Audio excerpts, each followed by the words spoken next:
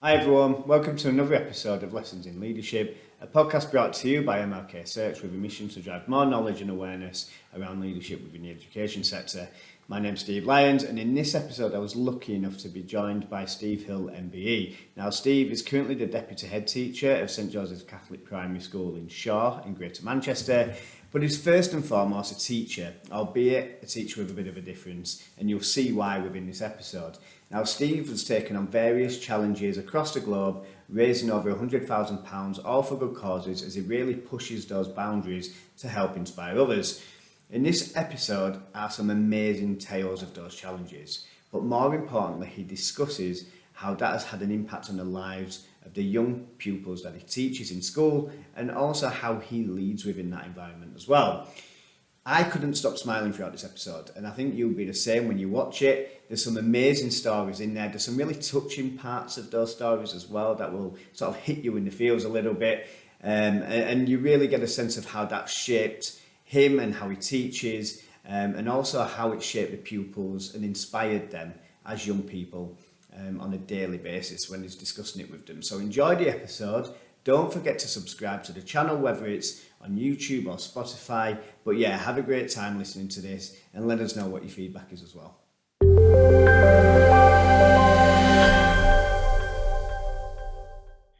Okay, Steve, well, welcome to the show. And as always, we structure these with a couple of different parts of the podcast, three generally main parts. So we'll kick it off just by really you telling us a bit about yourself, your background, how you grew up, and ultimately what made you go into education and become a teacher. Yeah, absolutely. Good evening, Steve. Yeah, thanks for inviting me along this evening. Yeah, it's great to have a chat with you. So yeah, I'm a primary school teacher. I've been a deputy head now for 19 years, long serving deputy head teacher. But believe it or not, teaching was never something I wanted to do as a child growing up. I wanted to be an RAF pilot. I wanted to be a firefighter. I wanted to be a police officer. Never a teacher. It was never on the radar. But did well at school. I worked hard at school. Normal, sort of pupil, involved in all the football teams, etc., sports teams. Did my A-levels, and having completed my A-levels, there was a bit of a loss of what to do. I didn't want to go to university. I wanted to be a police officer, but you had to be 21. So I ended up becoming a trainee quantity surveyor. The reason being, I thought the girls would be impressed with it, a quantity surveyor. And pathetic as it sounds now, isn't it? That's a very immature approach. But as an 18-year-old, yes, it was about impressing the girls. And I started a part-time degree doing that, as I say, in quantity surveying, and did that for 3 years. But it wasn't fulfilling me in any way at all. It wasn't what I wanted to do for the rest of my working career. And the usual thing, I'd come home at night, have a bit of a moan to my mum, and not happy with this, I'm bored, I'm clock watching, etc., etc. And as mums do, the best advice ever is, well, if you don't like it, do something about it. And it was the best advice probably that I've ever been given. And she actually worked in a school as a dinner lady. And she said, have you thought about teaching, Stephen? I think you'd be good at it. You'd be a really good male role model. You'd bring a lot into the classroom. You'd love the sports, etc. And I dismissed it initially, thinking, no, not for me. Teaching, I've just left school. It wasn't something I want to do, and I still don't want to do it. But I think she planted a seed, and I thought about it over the coming months, and that seed grew and grew. And I thought, let's do something about this. So I took 2 weeks off from work, again, as a 21-year-old, and I approached schools, and I did a week experience at a high school in the P department and a week's experience in a primary school. And I love both. And I thought, yes, this is my calling, if you like. This is what I'm meant to be doing. And the decision really was secondary school or primary school. But for me, there was just something special about a primary school, being the class teacher with that class of 30 plus children, and being with them for the whole year, that whole journey, doing all the subjects, and just seeing them grow and being that team together, as you like. And that was really a decision made. So I quit my QSing role and went back to university and did a BEd Honours down at Manchester, and became a primary school teacher back in 1997. So giving my age away a little bit here now. So a long time ago, but doesn't seem long. It seems like 2 minutes ago. It's flown by. Started teaching in year 5 and just loved it from the first moment. And I can honestly say I get the same buzz every day going into class as I did back in day 1. It's about the children. So started teaching year 5, wanted to get back involved with the extracurricular side of school life as well. And it was about getting hold of that football team and doing lots of things with the children. And I loved it, and moved into year 6 after 3 years in year 5. And again, new challenges, taking the children through SATs. And it was great. And after 6 years of teaching, The deputy at the school I was teaching at said, I think you're possibly ready for that next step up, maybe, deputy headship. And I was actually approached by a local primary school who were looking for a deputy head. But I didn't feel ready myself. I loved the school I was at, my first school, loved the children, loved being part of that community. And I just didn't feel ready for it. So I kindly declined that invitation to apply, if you like, for this deputy headship. And carried on, doing what I did best, teaching year 6 at the school, St Aidan's. They didn't appoint that year that deputy head role at the school I'm at now, as it is. So they approached me again the following year, and it was like, oh gosh, here we go again. But 12 months later, I felt more ready, if you like. So I've been teaching for 7 years, and I did apply, and I got the job as deputy head stroke year 6 teacher at the school I'm currently at, so 19 years ago. Moved there, and yeah, new challenges. As I say, I was then deputy head, but I was also still had all the responsibility of teaching year 6, and loved it. Loved every minute. Loved the teaching side. Loved the management, the leadership side. Growing that side of things. Being that role model, if you like, not just for the children, but for the colleagues as well. And been doing that ever since, if you like. I've never gone for headship, and many people ask why, and it was something that people always expected me to do, but it's not the reason to go into headship, because people, I was a male teacher, oh, you'll be a head within, so, I'd be often, heard as male teachers. Yeah. I went into teaching, a little bit later. It wasn't something I always planned on doing, to teach children, to make a difference within the classroom, and I still enjoy that. That's still where I get my buzz. So yeah, I'm probably the longest serving deputy teacher of all time. I've been approached to apply for headships, but I don't regret not going for headship. I love still being in class. So I get 3 afternoons out of class, and I'm teaching full time the rest of the time. I still do sports after school with the children, and I still love it. I still have that passion. And for me, I said to many people, the highlight of my day often is just in the morning. I stand at the door, back to the door, and the children are coming in, they're skipping in, they're smiling in, they're high-fiving me, and they're telling me all the news. And it's the news like, sir, guess what? My tooth came out last night. Sir, guess what happened last night? And it's nothing, but to me, it's just magical. It's for me, and I get goosebumps saying it now. It's those moments that you're part of their lives, and what a privilege it is to be part of the children's lives, as I say. So, yeah. Every day I'm stood in front of the class, I'm still teaching, and I love it. And yeah, don't get me wrong, it's not a perfect role. None of these roles in schools are. There's a lot of paperwork, a lot of box ticking. But as I say, let's not start the fact of what it's about. It's about the children, about making a difference for those each and every day. And as I say, if those children come in happy with a smile on their face in the morning, and they go home with a smile on their face at night, I'm happy and job done. But as I say, I'm also deputy, and that involves a lot of other roles within the school, supporting staff, being there for staff, moving things forward.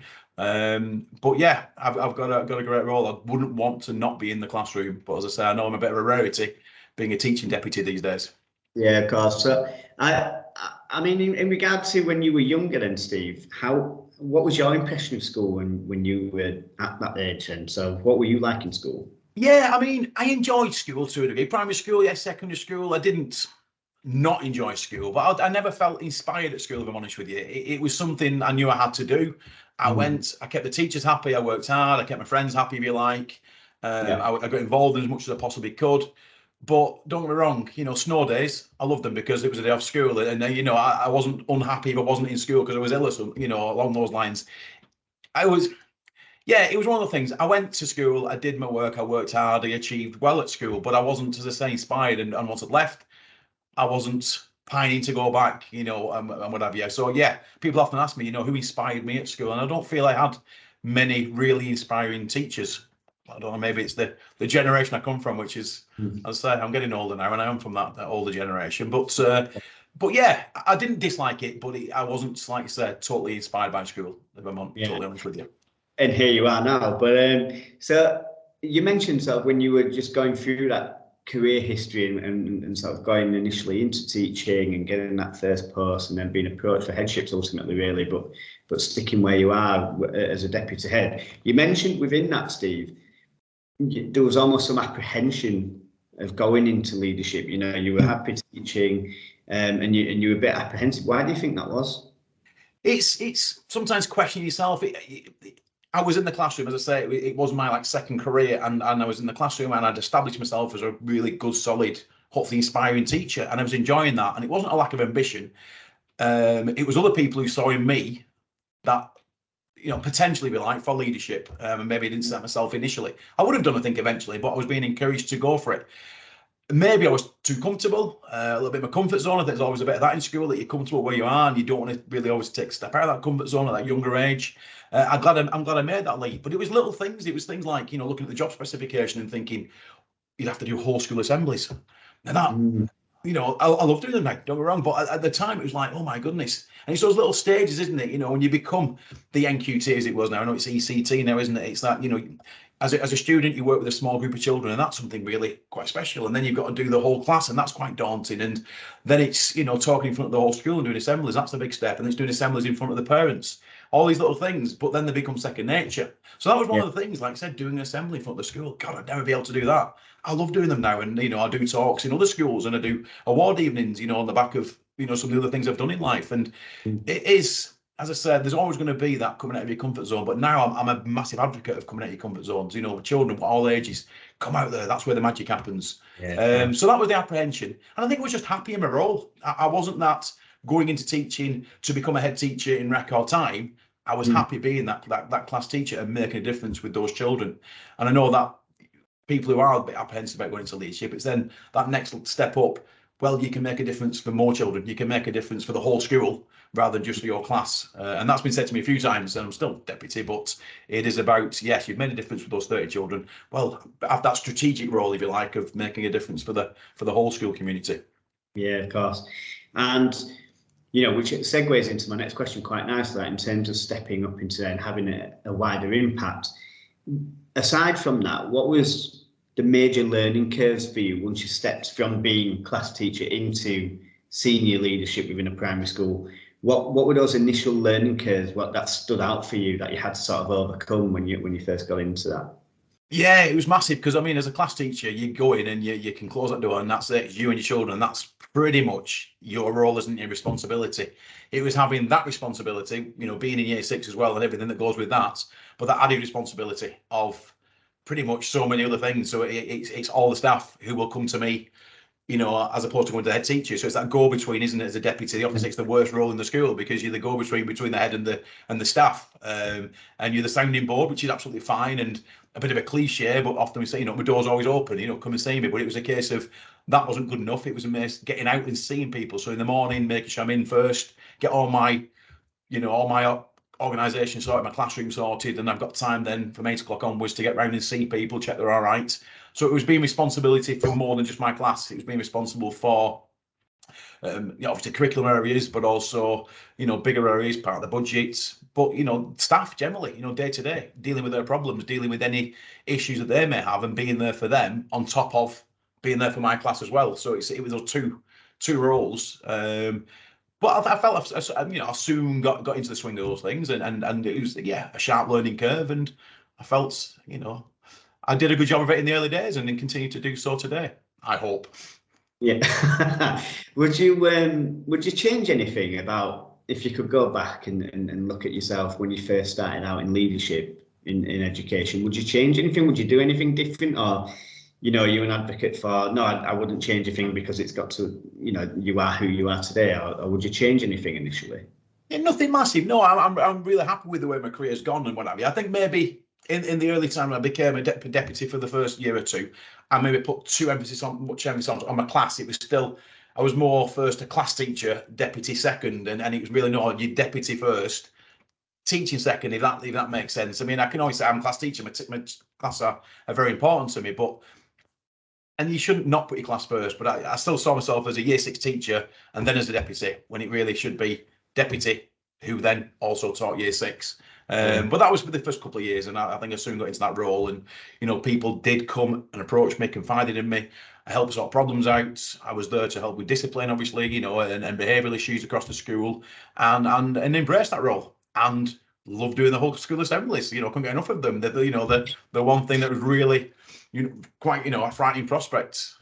So no, we're always willing to learn. It was always a case of not being afraid of making mistakes. And it's easy to say that because we don't want to make mistakes, but it is, and it's understanding that from a leadership perspective now that we're all going to make mistakes, and looking at staff who we want to be getting into middle management, middle leadership, and so forth, being there to help and guide, and allowing mistakes to be made and learning from those, isn't it?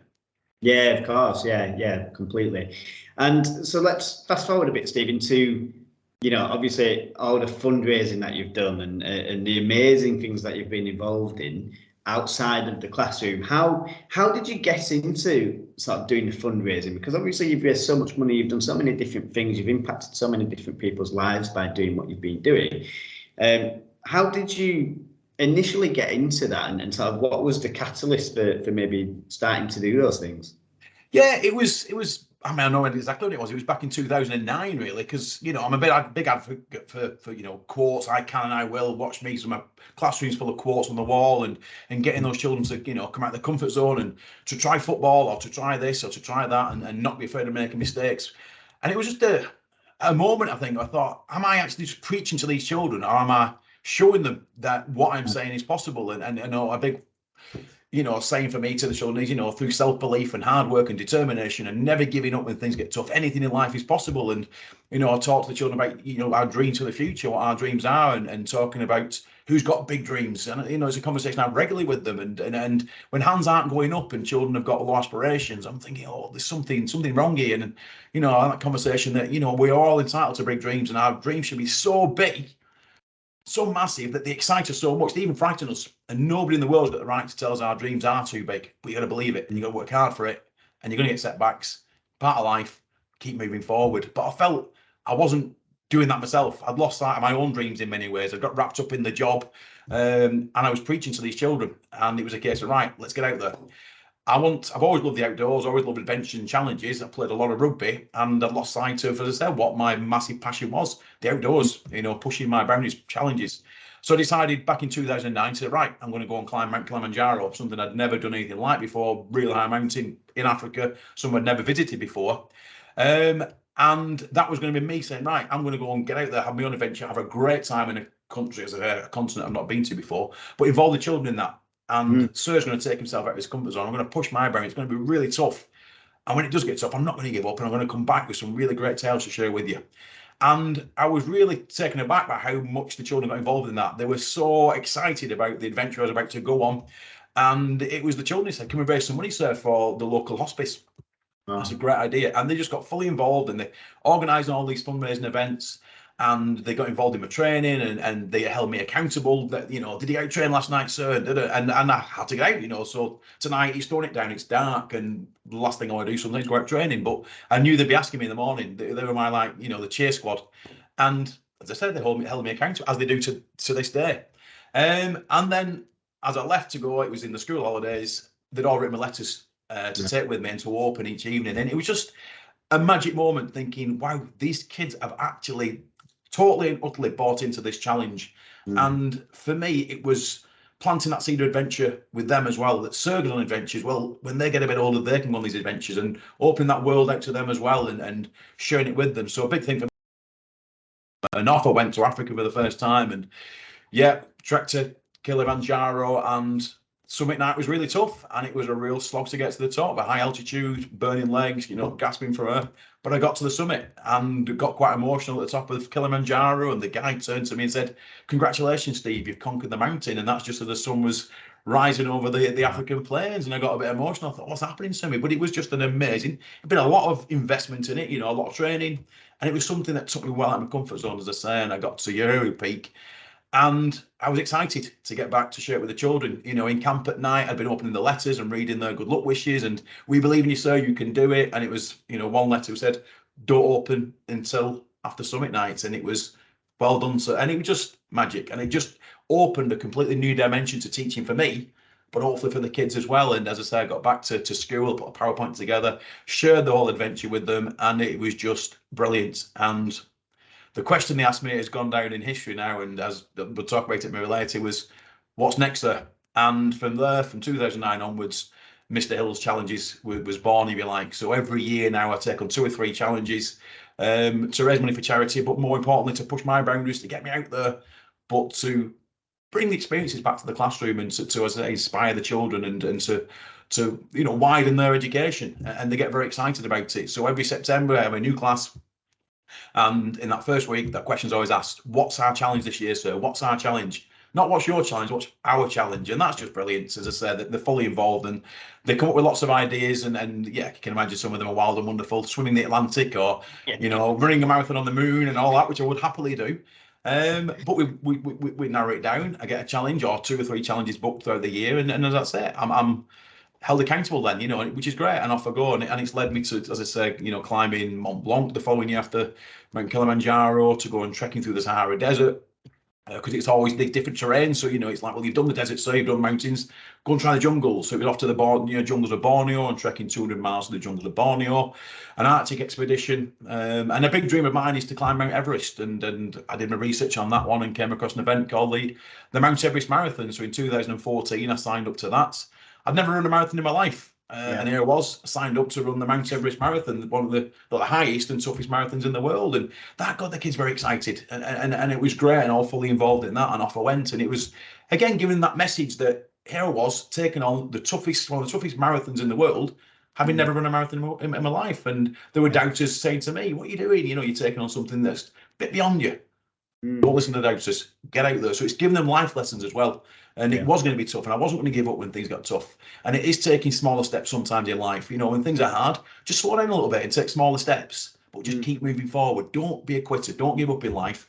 And these messages I'm giving to the children, hopefully, as I say, are applicable across the whole of life and throughout life, isn't it? That, when you're doing exams and it seems quite overwhelming, well, just break it down into small, manageable chunks. Just like climbing a mountain, small little steps. You keep moving forward, you'll get to that summit.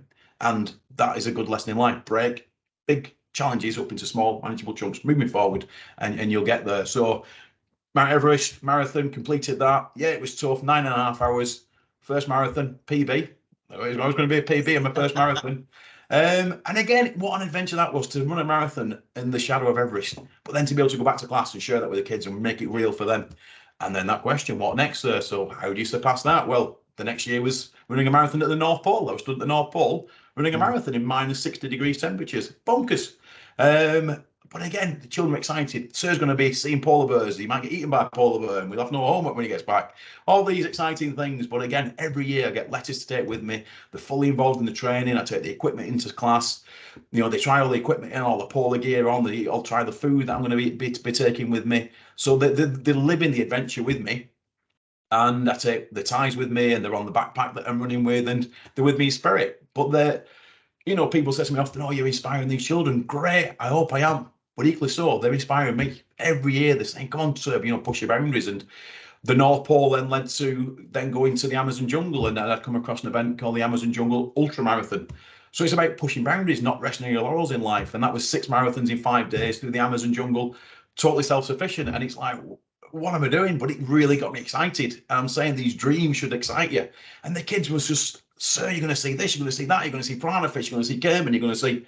And I did. And as again, I'm in a hammock in the middle of the Amazon jungle reading letters from the kids, having ran a marathon that day, but then getting up and running on tired legs and having setbacks in trainers got ripped, and I've still got the trainers. I lost 6 toenails, which I keep in a bag in class, and we often pass them around class, and it's the most bizarre conversation when they're saying, sir, can we see your toenails? And it's like, if anyone walked in now, Ofsted walked in, they were like, what the hell's going on in this class? But they love it, and it's making it real to them. And I have a trainer that, I ripped one of my trainers during the Amazon Jungle Ultra on day 1.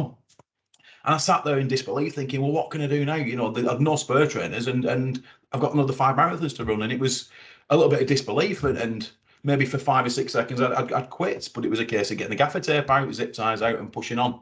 And I've kept that trainer, and I use that one, and often sometimes give talks to people. It's like the training, a bit like life. We are going to get unexpected setbacks in life, like the RIP trainer, and it's about how we respond to those setbacks in life. We can either have that setback and blame everybody else and then quit, or we can not like the setback but take responsibility. It's our setback, look for solutions, get the gaffer tape and zip ties out and push on, maybe at a slower pace. So that's applicable again to anything in life. And that was fantastic. It was brutal, don't get me wrong. And when the briefing we had beforehand was, be careful out there, jungles are designed to kill. It's a great way of spending your school holidays. So that was great. And that led on to the Arctic Ice Ultra Marathon, which was 6 marathons. The Arctic Wilderness in the middle of winter, running under the Northern Lights, which you're thinking, awesome, I'm taking this back into the classroom. And then last summer was running across Iceland, 9 marathons, 9 days from coast to coast of Iceland. And was fab. So it's led to lots of other things beyond the classroom, becoming a D.A.V. Ambassador and being asked to give gold awards out at Buckingham Palace, and these moments in life where you sit there and think, how the hell have you ended up doing this? I'm a primary school teacher from Shaw in Oldham, and here I am being introduced to Prince Edward and giving these gold awards out to these magnificent young people who've worked so hard for it. But again, I take that back into the classroom and share that experience with the children from Shaw. And it's like, it doesn't matter where you come from. It doesn't matter what people say about you. You believe in your dreams. You make these things happen, and you get out and push your boundaries. And I've stood in front of the Queen and made the Queen laugh as well when the Queen was alive, which is magical moments. But as I say, as a teacher, they're more magical because the moments that you want to share with your children, they're a big part of it, and it just brings that added dimension into the classroom of life beyond school. Life out there is exciting, and it's your life. Live your best life. Get out and have your own adventures. Don't listen to doubters in life. Get out, live your best life, and push your boundaries, and have the best life possible. Yeah, I mean, I can only imagine being a pupil in that class. Hearing about these stories, but also bringing it into the classroom, tasting the food, trying different things on, and actually, it's making something like that, meeting, criteria of curriculum, for example, for a class like that, but just doing it in a different way. And, in regards to, from the pupil perspective, just an amazing sort of experience within the classroom. For yourself, obviously people, particularly post-pandemic now, there's a lot of focus around well-being, for example, and sort of getting outside and being outdoors and being healthy, for example. But in terms of doing those challenges, Steve, because obviously you've done them for quite a long time now, do you think that changed you as a leader within the school? Do you think that broadened your horizons, maybe traveling around the world, doing things with different people, sharing that with people? Because I say it lends perspective, right? You sat on the top of Mount Kilimanjaro, for example. You're in the Amazon jungle reading letters from your pupils, which is amazing. Do you think that changed you in terms of leadership? Without a doubt, it changed me as a person. I think it changed me as a person. Absolutely, it broadened my horizons. I've always been a confident person, but it made me realise that we set boundaries on ourselves sometimes. We set limits on ourselves. I'd never run a marathon until I'd done the Mount Everest marathon, an ultra marathon, 6 marathons in 5 days. The things I've achieved in these challenges, the things when I was 18, 19, 20, I never dreamed I could ever have achieved. And we do set limits on ourselves. And I've been. The challenges take me out of my comfort zone, and I've gone to do these really extreme bonkers challenges and come back to tell the tale. And it's like these limits we're setting ourselves, they're not there. We set them ourselves. Our worst enemy is ourselves, and it had self-doubt. I'm not good enough for that. And that's made me realize that I'm capable of so much more than I ever realized when I was younger. And even now, okay, I've done that. Next year, let's push the boundaries even further. But I want to show the children that, and other people, like you say, as a leadership, we know staff as well. I'm never for 1 minute saying we all need to go and climb these mountains or run these ridiculous distances through countries, but it's about, as I said, pushing your boundaries and not being in that comfort zone. That maybe I was, as a newly qualified teacher in year 6, was a bit reticent, if you like, to go for deputy headship because I was comfortable. I was happy with doing what I was doing. So glad that I did push myself, and I've grown. So without a doubt, I've grown as a leader, but grown as a person. I've seen so many amazing things that I've been able to bring back and share with other people, but realize that, and when you're a bit concerned or worried about something, you're thinking, what's the worst that can happen? You've done so much more than this, and you're capable of so much more. So yes, definitely. It's, again, not just inspiring the children, inspiring colleagues as well, isn't it? And colleagues have been inspired, yes, to go and do couch to 5K, but it's more than that, isn't it? It's that self-belief belief in yourself, whatever it may be. You're going from a class teacher to a middle leader, that self-belief, you can do it. You can do it, and don't listen to those nagging little doubts in your head. And hopefully by doing these challenges, I'm showing one way that we are capable of a hell of a lot more than we realise we are. You just got to believe in yourself. And I have that little saying, I can and I will, just watch me. And that applies to all ages, isn't it? Just get out there and do it. Make the mistakes, embrace the mistakes, learn from the mistakes. It's all part of that journey, isn't it? It's not something you should be afraid of. Yeah, that's fantastic. And so then obviously you then wrote the book on the experiences. So how did that come about? Obviously, you know, because you've got all these tales of that. Maybe you were urged to do it by other people, but how did writing the book, what's next served, or how did that come about? Again, the story behind that, and again, it still seems really totally surreal. Never something I ever planned on doing, but that's life, isn't it? A lot of these things I never planned on. You know, we don't have a grand plan. It's, you know, take opportunities as they arise, see what it leads you to, opens a door, it leads elsewhere, and keep following these paths, isn't it? And it's exciting. So, you know, from doing these challenges, as I said, my main priority was to push my boundaries and inspire my classes and the children at our school. But from that, people would ask me then, would you go and do a talk at the high school, an awards evening or a DV awards evening? And again, it was that next step up. Really, I do assemblies at school, but can I go and stand in front of a hall of 500 people at secondary school and give a presentation, a talk, and give these awards out? Well, they think, well, yeah, do it, embrace it. You know, let's grab this opportunity. And there's a saying there, even though if a window opens and the prospect pleases, float through that window. It might never open again. And just what's the worst that can happen? So it was a case of embracing it and find myself stood on a stage in the hall of a high school, giving a talk to parents and young children, young people, and then giving awards out. And I think what an honour that's been. And that led to them becoming an ambassador for the DV and doing those awards.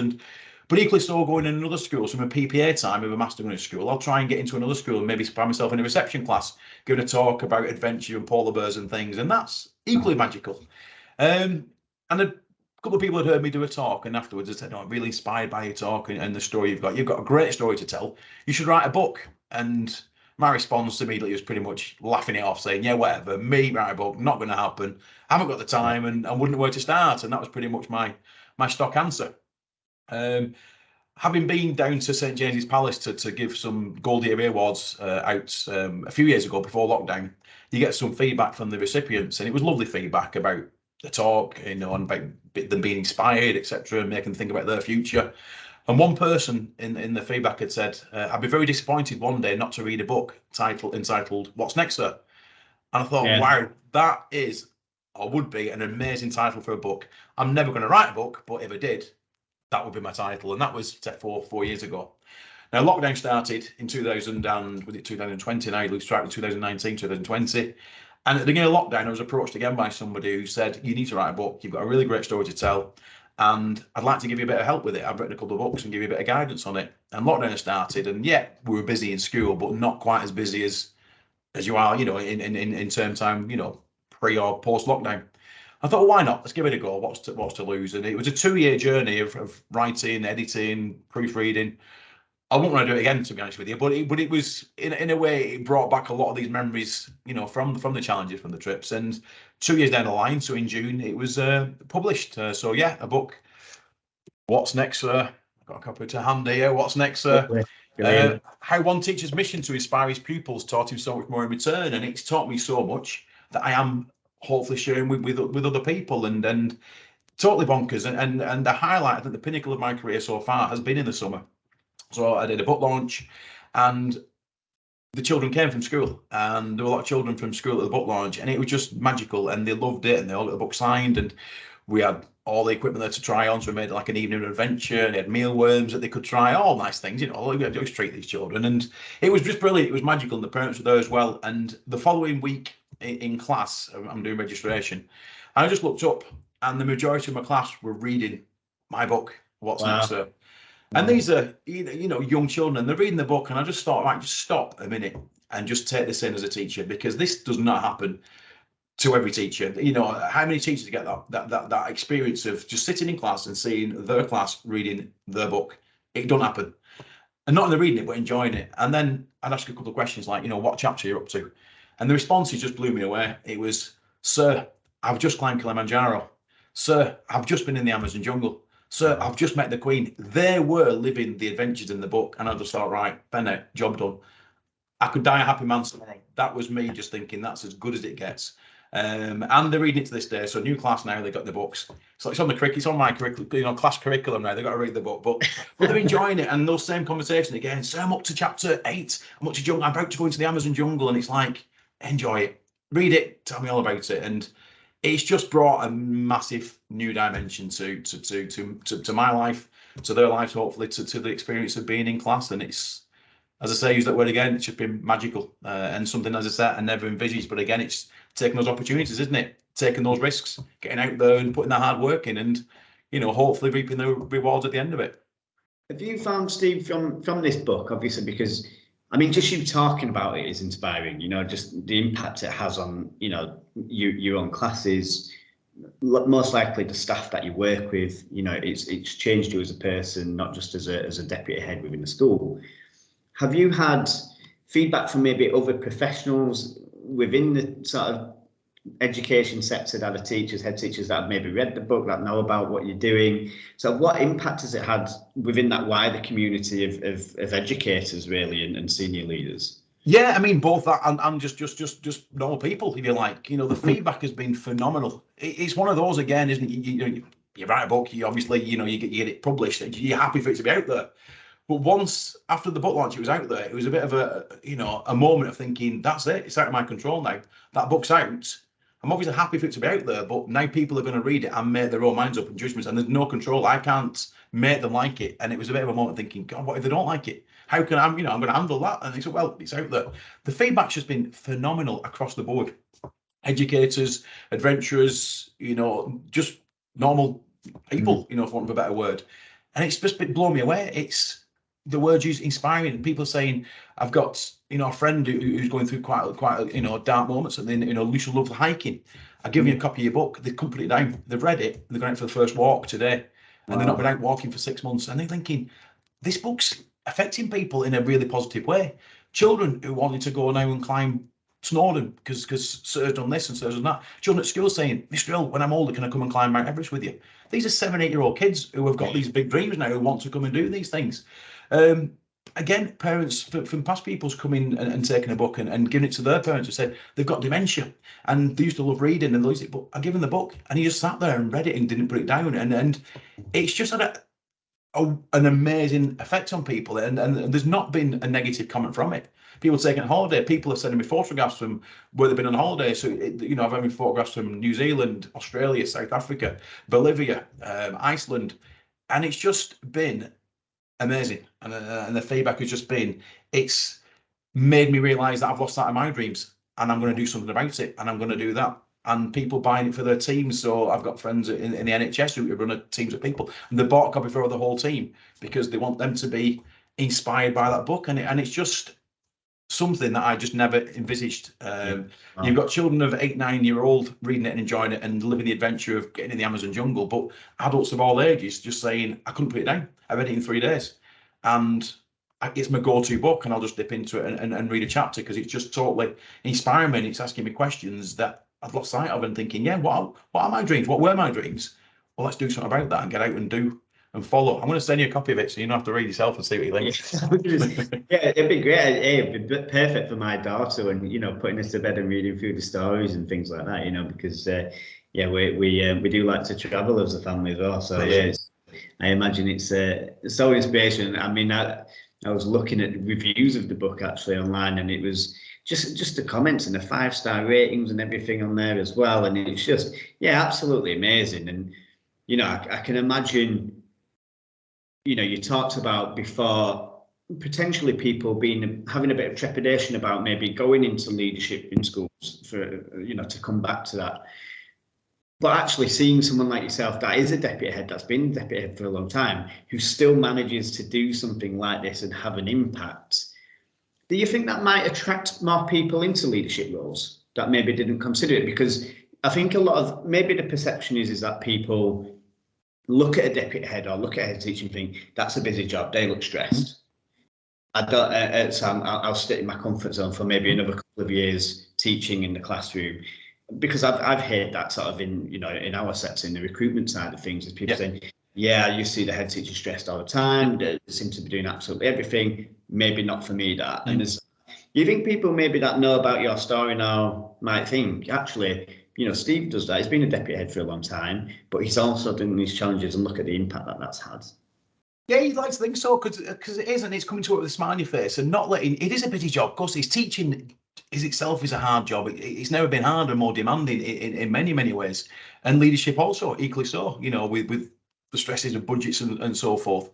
But it's not losing sight of why you're doing it, isn't it? We're doing it for the children, to make a difference for those children. And I'd like to think, I don't push things out there, to people or shove things down people's throats. But yeah, if people looked at me and could be inspired in some small way to think, You know, he does it. He's a full-time teacher and he's the deputy head. He does a successful job there, hopefully. He's written a book. I'm not saying we should write a book, but yeah, it is. It's about being organised, isn't it? And prioritising things. And doing your best. I think that's the message. You know, if you can come out of school, you know, any job at the end of the day, think, well, I've done my best today. That should be enough for you and for anybody, isn't it? And as leaders, we shouldn't put too much on people and say they're doing the best. Do they need a bit of support? Well, let's support them. Let's not be on people and say it's not good enough. People are doing the best, and that's all you ask of people, isn't it? Do your best. Don't take the mickey. And yeah, it can be done. And I do think, yeah, you know, class teachers maybe often are put off seeing stressed out senior leaders.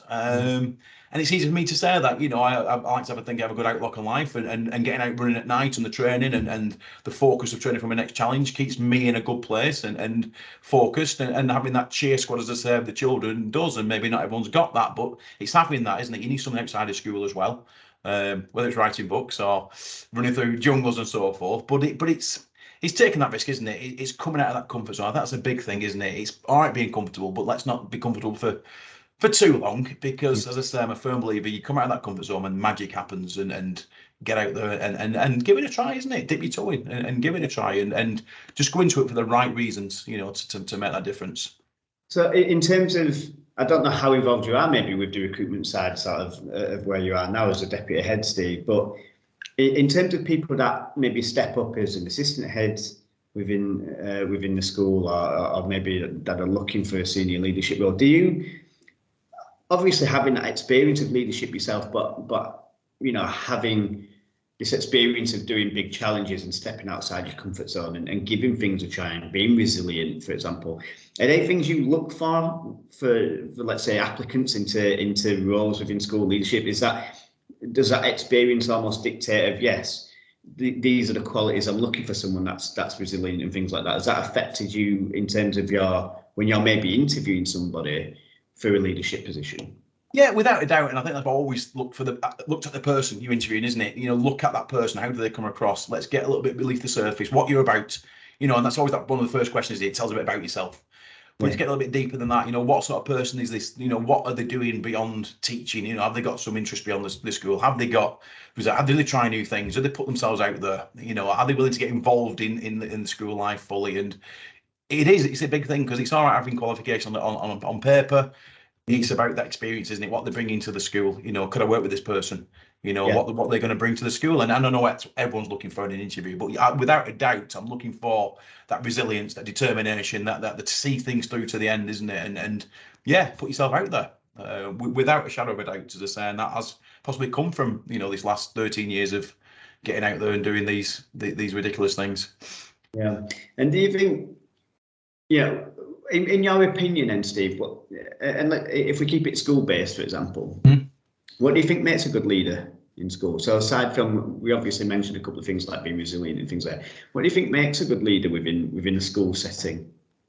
You want someone who's got a good vision, who knows the vision, so has a good vision for the school, and has a clear way of sharing that with the staff. And it's an obvious thing, isn't it? You know, having a clear, compelling purpose, if you like. That's what we're here for. This is the vision, and ensuring that people buy into it. You know, so sharing that vision. So that's the first thing, because often you hear sometimes leadership, they don't know where they're going. It's one thing after the other, and it's like having that clear vision of where we're going, and I want you on this journey with us. Remembering why you're doing it. Let's not lose sight of the fact it's about the children. You know, for me, so no matter how high the ladder you go to in leadership, for me, decisions that are made for the school have got to be around the children's, child-centred. If it's not going to benefit the children, then let's not waste time on it. You know, it's got to be to their benefit. An obvious one is leading by example. You know, you want to see your head, you know, you see leadership teams doing what they're asking you to do. You know, it's all right telling people. You got to be, you know, not a preacher, a practicer. You know, you do it yourselves and willing to get involved yourself, wherever that may be. So, you know, extracurriculars are prime one. You know, I'm passionate about that. You know, pre-COVID, I was doing 4 nights a week, and I know that's not an expectation, and it's not something that everyone has to do. I've got time to do, but it's a case of, it's a passion of mine. But if I'm willing to do it, then others will willing to get on board as well. Being fair, I think being fair is really important. Being fair, being approachable, but being firm about what you want, isn't it? You know, making sure that what we want, you know, that gets done, but being there to support people as they need to. And it's important, I think, as a leader, not to lose sight of or lose contact with the children. For me, it's about having that contact daily. Make sure you're seeing the children. That's what always frightened me about coming a senior leader, losing daily contact with the children, being the person in the office. For me, it's seeing them, being involved in extracurricular, like I said, doing the assemblies, getting around classes. You're not Mr. In the office. You are a teacher that we know and we've got a relationship with. So for me, that's just, like I said, talking off the top of my head, that's what I like to see in a leader, and they're the sort of people I'd love to be working with, and I'm working with. As I say, bringing people along on that journey, and someone who's willing to, well, not willing, but allows the staff to grow as well, and gives opportunities for leadership within the staff as well, isn't it? Willing to let go a little bit and delegate, and trust the staff to get on with the jobs. So that's what I would say. If that answers your question, I'm not so sure. Yeah, of course. Yeah, because obviously it's a subject that from our side, we talk a lot about in terms of the recruitment sector and education. There's a perceived lack of people going into leadership positions, for example, in a lot of areas, and I know it's more nuanced sort of once you get into Catholic schools and everything else as well. But there is this, I suppose, narrative now that there's a lack of people going into leadership positions. I mean, do you think that's something that's solvable? Is it something is it a perception? Is it a reality? How and is it down to perhaps how things are advertised, for example, or just the perception of what leadership is? I think it is a problem. I think there's a problem, obviously, in retention of teachers as well. I think there's a problem across the board. You hear horror stories of ECTs leaving within 2 years, and a massive exodus of teachers because of workload.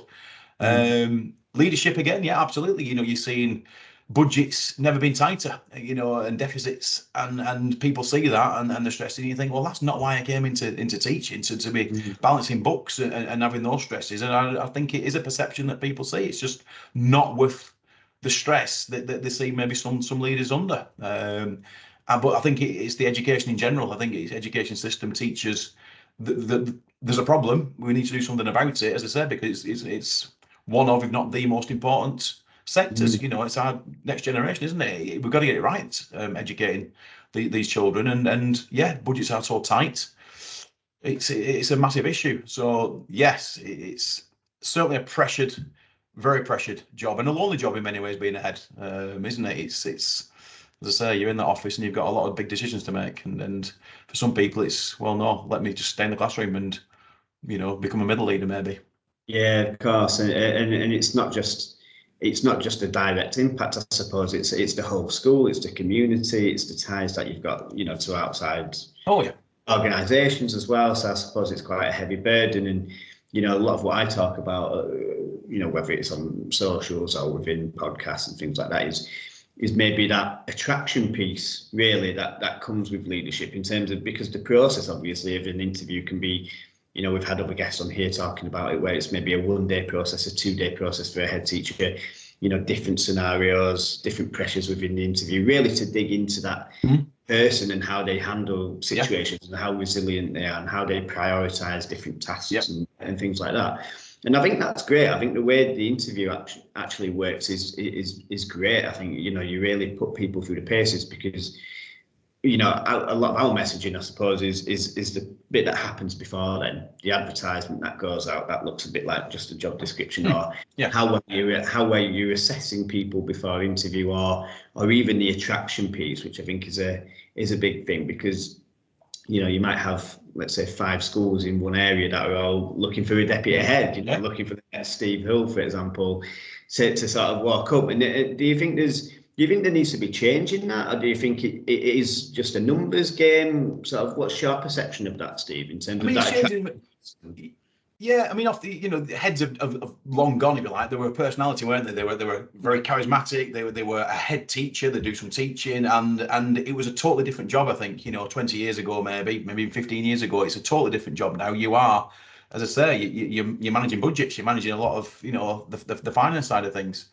And obviously, then you've got the academy trust is another thing that's come along, hasn't it? So it's different again. You're going into work in academy trusts, and it's a different system again, that you're accountable to the trustees and so forth. And you hear some great stories and you hear some horror stories across the board. So it's not always now, is it, applying for this nice little school in the village. It's applying for a school within quite a huge academy trust, which is sometimes you lose that little bit of a personal touch, don't you?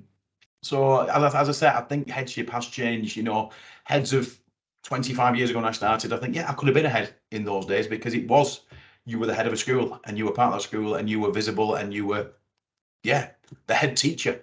As a model, I think a head teacher should be someone who is teaching, and someone who's looking after the finances should be the business manager side of things, isn't it? Let them deal with that, because your head teacher is ultimately a teacher, but they're not out that they took away from all the teaching side, the children's side, to be dealing with the other stresses, to make sure, which we don't see, the staff don't see that. There's a lot of the problems and the firefighting, if you like, that the heads are dealing with. So yeah, something does need to change. It needs to be, teaching, I think, generally needs to be more attractive to younger people coming into it. And we need to retain teachers. We put a lot of investment into ECTs now. It's quite a demanding 2 years for them. But we're seeing teachers of all ages, but young teachers getting burnt out, and it's something's wrong. And it's we want these enthusiastic, passionate young teachers and older teachers who are in the inspiring the children, because that's what they need to be, inspired. And I talk to my children about having the sparkly eyes, being excited about learning, and being excited about the future, going having your own adventures, and it's very prescribed in many ways now, and it's a case of, like I said, let's inspire our teachers to keep going and inspiring the children. So yeah, things need to improve for sure, and recruitment is one of those things. Yeah, absolutely. These jobs have got to be more appealing, if you like. Yeah, of course.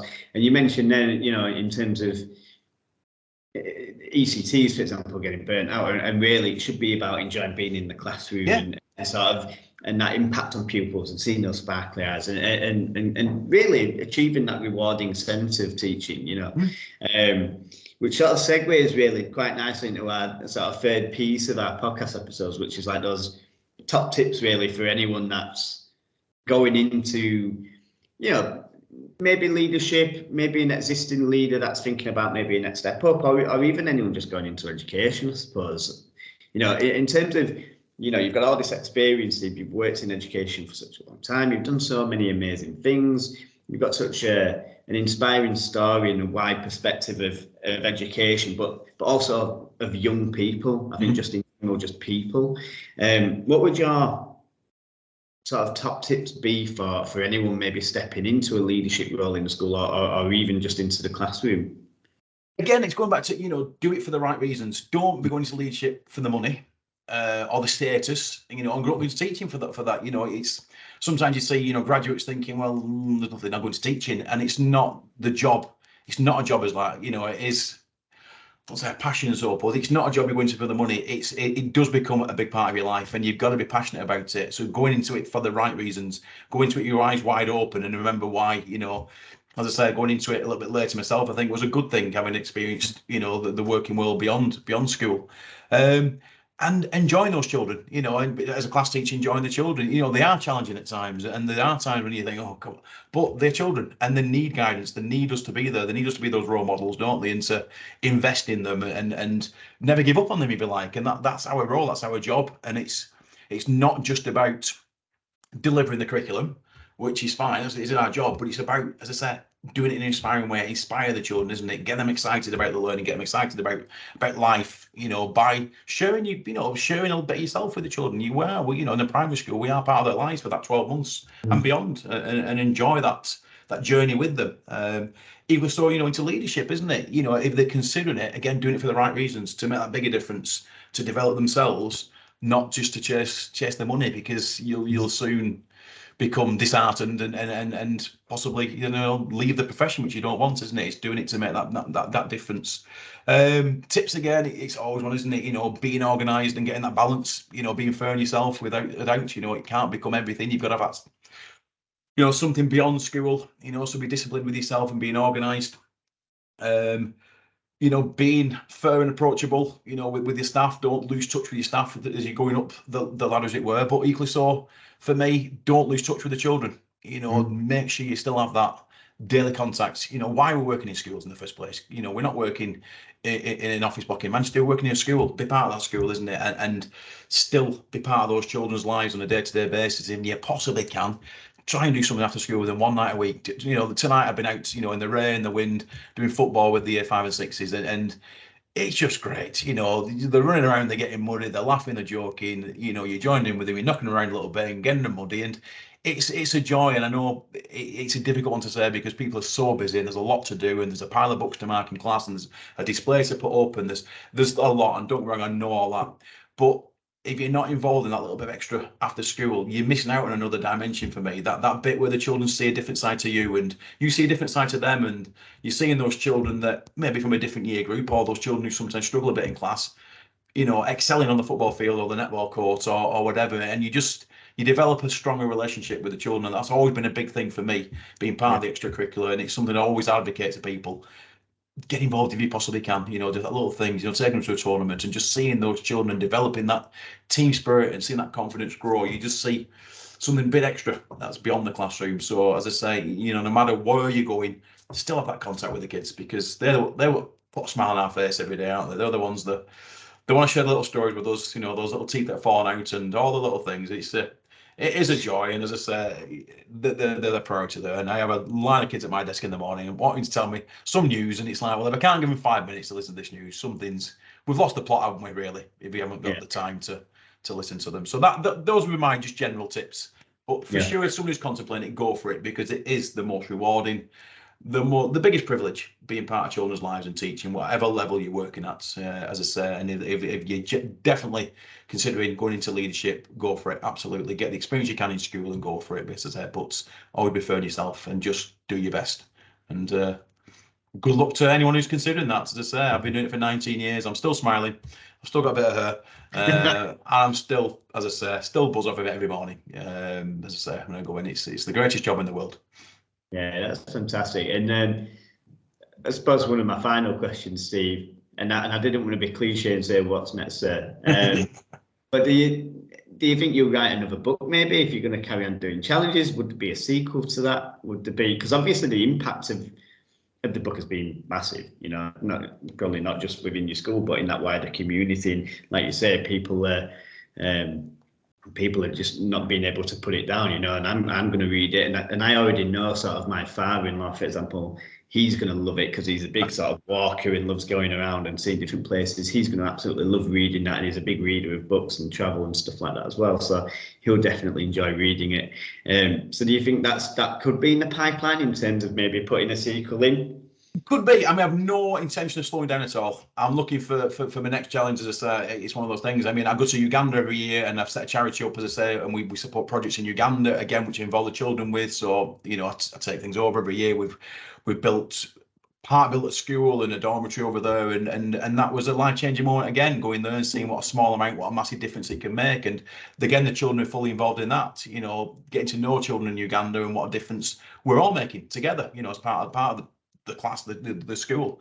So yeah, and again, looking for the challenge next year. I'm considering running across Costa Rica next year, and that sounds, that's really exciting. And absolutely, just on a personal level, I'm going to keep continuing with the challenges, and one day, hopefully, as I said, my big dream is to climb Mount Everest one day, and then I hope that will be the case. And who knows, some past pupils maybe joining me, some of these little 8-year-olds now and 9-year-olds who want to do it. By the time I'm there to do it, they'll be joining me, and that excites me, and it's just great to have those conversations with these children. So yeah, challenge-wise, keeping going, keeping the passion of the teaching and that side of things. Absolutely, we talk about the book.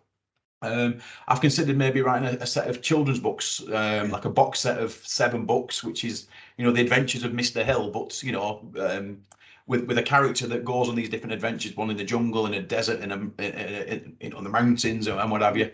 But having those character traits that we really want to be developing in children, the self-belief, the resilience, the determination, the support, the big dreams, and getting those as a theme through the story, where Mr. Hill's wrestling with a polar bear and he doesn't give up, or Mr. Hill's getting attacked, but it's, a make-believe, but, like your Tintin or that type of thing. And that could be something for the future, because obviously I've got to go and do another good batch of challenges to warrant writing another sequel to what's next there too, possibly. I wouldn't want it to be samey, because this is special. It goes on from my younger days and loving the outdoors as a younger day, and becoming the teacher, and the conversation with my mum, and being that teacher who's loving the job but thinking there's something missing, and it was that practicing what I was preaching, and then the adventures I've been on and where it's taught me, and the lessons I've learned along the way of life and self-belief and growth and setbacks, and most importantly, following your dreams. And those are all lessons I've learned, that what a privilege to be able to share those with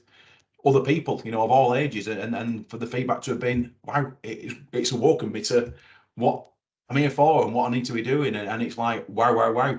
But as great as the book's going, and 1 minute I'm in Waterstone signing books, it's all fantastic, I'm never happy. And then when I'm in class with the children, when I'm stood at that door in the morning at 9 o'clock, welcome, and then giving the high fives, that's for me, that's life, that's living, that's my calling, that's the greatest privilege in the world. And I don't ever want to lose sight of that. As I said, they're the most important thing to me, the children at our school, the staff at our school, and being part of that community. And yeah, the whole package together is working well. And as I say, a big thing for me is, teaching's one thing, and teaching the facts and the figures and preparing for tests, great, but let's go beyond that and let's inspire, because that inspiration will hopefully stay with them for life and instill that self-belief of, you know what, I can go out there and I can achieve anything I want in life, whatever that may be. I can do it. Sir could do it. I can do it. Go out and, as I said, live your best lives, because you only get one of them. It's your life. Don't listen to the doubters. Get out there and go and achieve great things, whatever they may be, and make sure you come back and tell me all about them. And as I say, one day we might find ourselves at the top of Everest, and these are the conversations we have, and it's pretty special. As I say, when you're seeing those eyes sparkling with excitement about the future, that's what it should be about in a school. As I say, the learning will follow. The learning will follow. They'll pass those tests, but like I say, getting those sparkling eyes and that inspiration is what it's about for me. Yeah, no, that's fantastic, and definitely we'll have to get you back on to do another episode on the podcast. Just even if it's just digging into the book deeper, even if it's talking about your next adventures, things like that. Because I think to wrap up really, so just to have someone like yourself on this podcast. Obviously, we get great guests here. Deputy CEOs, head teachers. All these different people, all walks of life. The narrative is generally the same with people. Is people come on and they weren't really considering getting into teaching initially, and then they sort of almost just fall into it almost. I think, you know what, I've got the personality that I could put myself in a classroom, and it's fantastic to hear so many inspiring stories, and obviously just having you on for an hour.